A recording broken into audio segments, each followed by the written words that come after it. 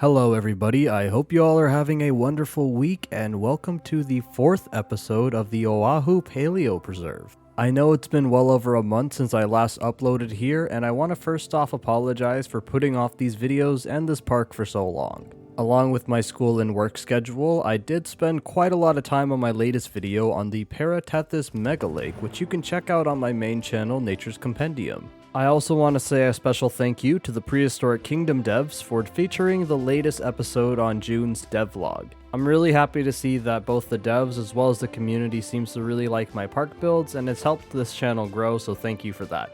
Now, with all of that said and done, in today's episode we are building the Nasutoceratops habitat. I actually built this habitat and pre-recorded the footage before I made the entranceway, but I haven't had time to edit until now. And just a heads up, I did not record footage for the next habitat build, but I will be showcasing the habitat and doing a live commentary tour.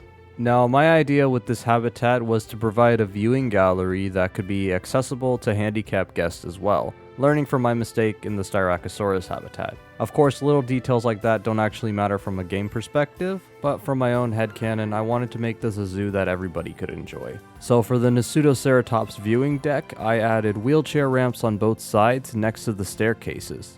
With this habitat, I wanted to try a more different approach, and I have it sunken down so that the dinosaurs were below ground level of the guest.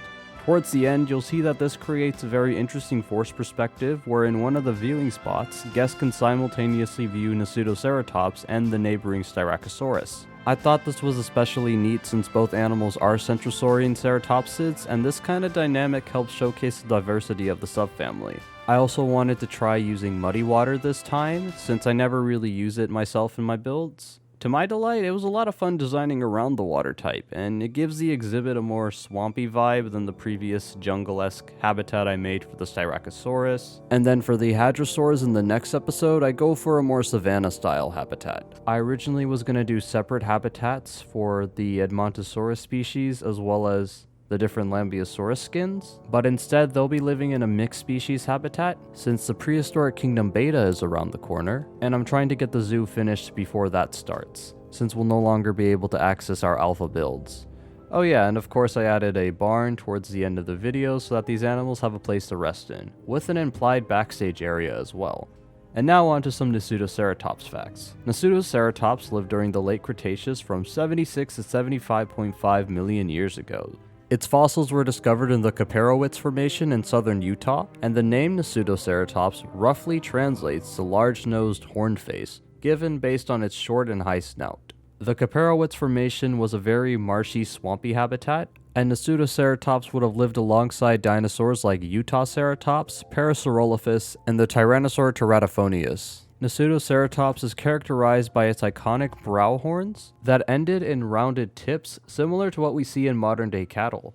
Nasutoceratops will also be making an appearance in the upcoming Jurassic World Dominion film. And for anybody who's seen the preview, I'd like to hear your opinions in the comments down below. And with all that said and done, I'm gonna go ahead and end the commentary here. Thank you guys for watching. I hope you guys enjoyed this speed build, and stay tuned for the next couple episodes. Take care.